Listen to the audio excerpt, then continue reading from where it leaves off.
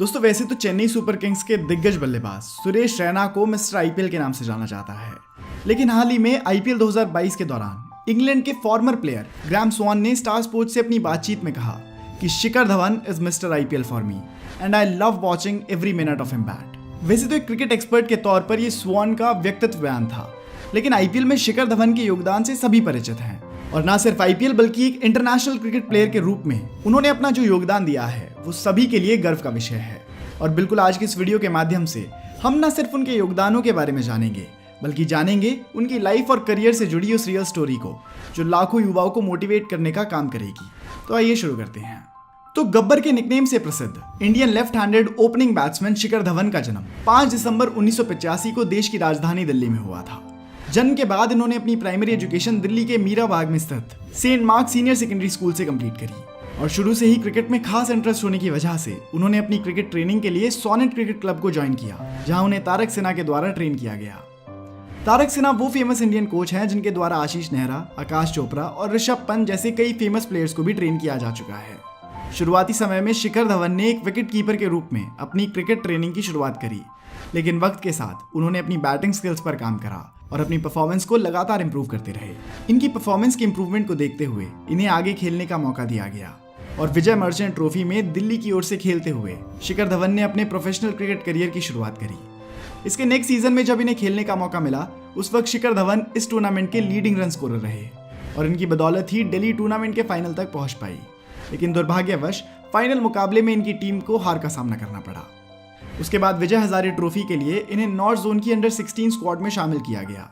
जहां इन्होंने अच्छा प्रदर्शन किया और अपने करियर के आगे के रास्तों को आसान बनाया। जिसके बाद इन्हें अंडर 17 एशिया कप की स्क्वाड में जगह मिली। एशिया कप के टूर्नामेंट में इन्हें सिर्फ 3 मैचेस खेलने का ही मौका मिला, जहां इन्होंने 85 के एवरेज से रन्स बनाए।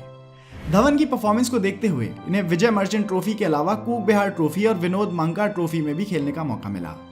इन सभी टूर्नामेंट्स में खेलते हुए धवन इंडियन टीम के लिए तैयार हो रहे थे और जब उन्हें इन टूर्नामेंट्स के जरिए काफी मैचेस का अनुभव हो गया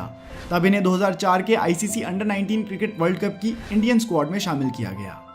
बांग्लादेश में आयोजित इस वर्ल्ड टूर्नामेंट में Shikhar Dhawan leading run scorer रहे, जहां 3 शतक और 1 अर्धशतक की मदद से इन्होंने अपने इस टूर्नामेंट में 505 रन स्कोर किए। लगातार अपनी बेटर परफॉर्मेंसेस के माध्यम से सिलेक्टर्स को इंप्रेस करने वाले धवन को रणजी ट्रॉफी के 2004 सीजन के लिए भी सिलेक्ट कर लिया गया, जहां इन्होंने अपनी टीम के दूसरे सभी बैट्समैन के मुकाबले सबसे अच्छा परफॉर्म करा। इसके बाद इन्हें बीसीसीआई के द्वारा कंडक्ट किए जाने वाले चैलेंजर्स ट्रॉफी के लिए भी सिलेक्ट कर लिया गया, जहां शिखर धवन ने महेंद्र सिंह धोनी के साथ ओपनिंग बैट्समैन के तौर पर पारी की शुरुआत करी। इस ट्रॉफी के अपने दूसरे मुकाबले में इन दोनों ने मिलकर 246 रन की पार्टनरशिप करी थी। इसके बाद पाकिस्तान ए टीम के खिलाफ होने वाले 50 ओवर मैच के लिए शिखर धवन को इंडिया ए टीम में शामिल किया गया, जिस मुकाबले में ये सिर्फ 8 रन ही बना सके। इसके तुरंत बाद इन्होंने देवधर ट्रॉफी और यूरेशिया क्रिकेट सीरीज में भी हिस्सा लिया। वहीं दूसरी तरफ शिखर धवन रणजी ट्रॉफी से भी लगातार जुड़े रहे। इसके बाद जून 2010 में इंग्लैंड ए के खिलाफ होने वाले मैच की इंडिया ए टीम की स्क्वाड में शिखर को भी शामिल किया गया, जहां उन्होंने इंप्रेसिवली परफॉर्म करा, जिस परफॉर्मेंस ने सिलेक्टर्स का ध्यान इनकी तरफ आकर्षित किया और इसी आकर्षण की वजह से इन्हें अक्टूबर 2010 में ऑस्ट्रेलिया के खिलाफ होने वाली ओडीआई सीरीज में शामिल किया गया। इस सीरीज के पहले मुकाबले में तो शिखर को खेलने का मौका नहीं मिल पाया, लेकिन सीरीज के दूसरे मुकाबले में इन्होंने बतौर ओपनर अपने इंटरनेशनल क्रिकेट करियर की शुरुआत करी, लेकिन दुर्भाग्यवश अपने डेब्यू मुकाबले में उन्होंने टीम के लिए 0 रन का योगदान दिया। इसके बाद जून 2011 के वेस्ट इंडीज टूर में इन्हें शामिल किया जाता है, जहां इन्होंने अपने T20 इंटरनेशनल क्रिकेट की शुरुआत करी और अपने इस पहले मुकाबले में इन्होंने सिर्फ 5 रन स्कोर किए। ये शिखर धवन के लिए काफी दुख का विषय था कि उनके ओडीआई और T20 डेब्यू मैचेस में उन्होंने बिल्कुल अच्छा परफॉर्म नहीं करा, लेकिन अब शिखर धवन अपने अगले मैचेस के लिए पूरी तरीके से तैयार थे और अब उन्होंने तय कर लिया था कि वो अपने आने वाले मैचेस में अपना 100% देंगे। इसके बाद ऑस्ट्रेलिया के खिलाफ खेले जाने वाले 4 टेस्ट मैचों की सीरीज के लिए धवन को टीम में शामिल किया गया, लेकिन क्योंकि वीरेंद्र सहवाग और मुरली विजय उस वक्त ऑलरेडी ओपनर्स के तौर पर टीम में शामिल किए गए थे, इसलिए शुरू के 2 मैचेस में शिखर को बेंच किया गया। लेकिन तीसरे मैच में वीरेंद्र सहवाग की जगह इन्हें टीम में शामिल किया गया, क्योंकि शुरू के 2 मैचेस में सहवाग का प्रदर्शन बिल्कुल अच्छा नहीं रहा था और इस तरीके से ऑस्ट्रेलिया के खिलाफ धवन ने अपने इंटरनेशनल टेस्ट करियर की शुरुआत करी और अपने इस पहले मुकाबले की पहली इनिंग में ही इन्होंने 185 रन की ताबड़तोड़ पारी खेली। इसके बाद 2013 के आईसीसी चैंपियंस ट्रॉफी के लिए इन्हें इंडियन टीम में शामिल किया गया, जिसमें ओपनिंग पार्टनर के रूप में रोहित शर्मा ने इनका साथ दिया।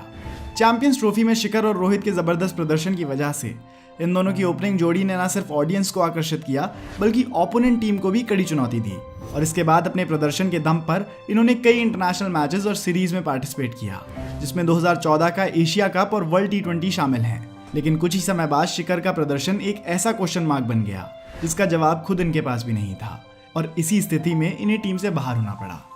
कुछ समय के ब्रेक के बाद ओडीआई मैचेस के लिए जब इन्होंने 2017 में वापसी करी तो इन्होंने रिकॉर्ड ब्रेकिंग रन स्कोर करे और इस टूर्नामेंट के हाईएस्ट रन स्कोरर बने और अपने इस जबरदस्त प्रदर्शन की मदद से इन्होंने टीम में वापसी करी और अब एक इंटरनेशनल प्लेयर के रूप में शिखर धवन 150 के आसपास ओडीआई मैचेस खेल चुके हैं, जिसके माध्यम से उन्होंने देश के लिए क्रिकेट के क्षेत्र में अपना अहम योगदान दिया है।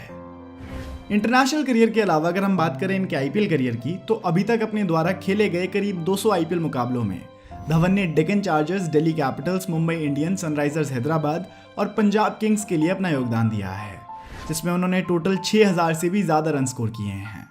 आईपीएल में इनकी सबसे बेस्ट परफॉर्मेंस आईपीएल 2020 में दिखी थी, जिस सीजन में इन्होंने टोटल 618 रन बनाए थे और इनकी टीम दिल्ली कैपिटल्स फाइनल्स तक पहुंची थी। दोस्तों, जब हम शिखर धवन की लाइफ स्टोरी की बात कर रहे हों और उनके लव स्टोरी का जिक्र ना हो, ऐसा कैसे हो सकता है। आज से करीब 10 साल पहले इनकी लव स्टोरी काफ़ी चर्चा में रही थी, क्योंकि साल 2012 में शिखर धवन ने एंग्लो इंडियन लड़की आयशा मुखर्जी से शादी करी थी, जिनका जन्म तो इंडिया में हुआ था लेकिन अपब्रिंगिंग ऑस्ट्रेलिया में हुई थी। कहा जाता है कि शिखर और आयशा की मुलाकात इंटरनेट के माध्यम से हुई थी और इस मुलाकात को रिश्ते तक पहुंचाने के लिए पहली पहल शिखर ने ही करी थी, जबकि आयशा उम्र में शिखर से करीब 10 साल बड़ी थी। परिवार वालों की नाराजगी के बावजूद शिखर धवन ने 2012 में आयशा से शादी करी और ये अपनी मैरिड लाइफ से काफ़ी खुश भी थे। लेकिन अचानक शादी के करीब 8 साल बाद आयशा ने अपने इंस्टाग्राम अकाउंट से पोस्ट करते हुए धवन और उनके डाइवोर्स का जिक्र किया।